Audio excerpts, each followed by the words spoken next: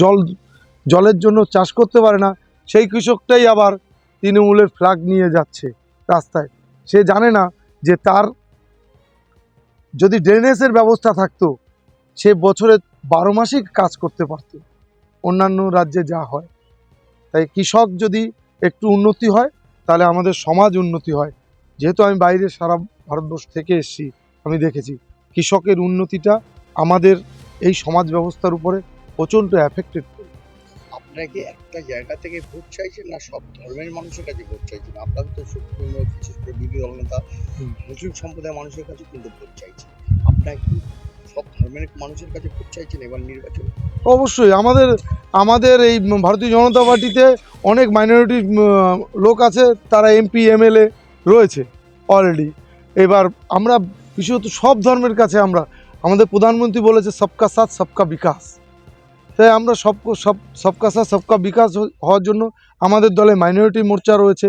আপনি কদিন বাদে দেখতে পারবেন যে আমাদের দলে যারা মুসলিম লোক স্বরূপনগর রয়েছে তাদের পথসভা শুরু হবে কয়েকদিনের মধ্যেই।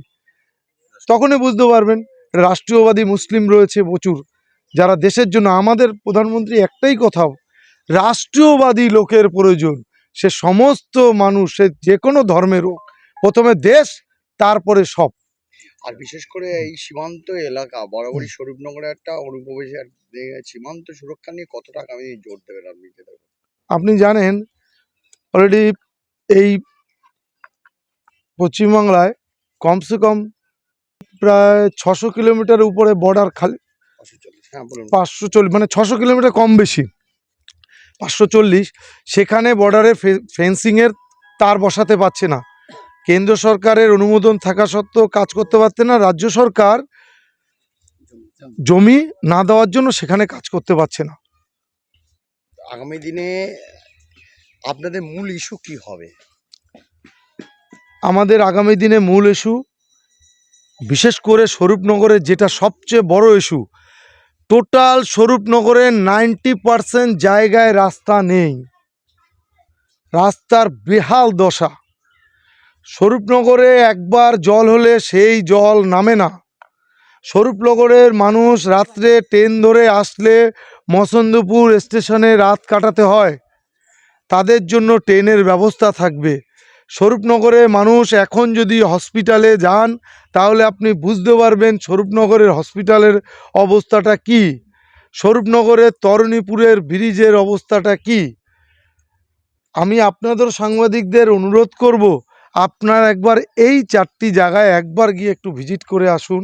কি অবস্থা, কৃষকের কাছে যান বলবে, আপনি হসপিটালে যান দেখুন বলবে, তরুণীপুরে ব্রিজে যান দেখুন।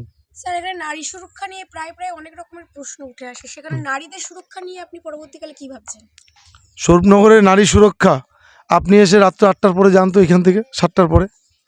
নারী, আপনিও তো নারী, আপনি 7টার সময় স্বরূপনগরে যান তো, হেঁটে প্রান্ত এলাকা দিয়ে, মেন রোড ছাড়া তাও মুশকিল।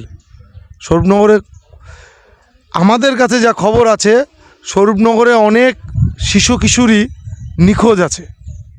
তা সময় আসুক তাও বলবো।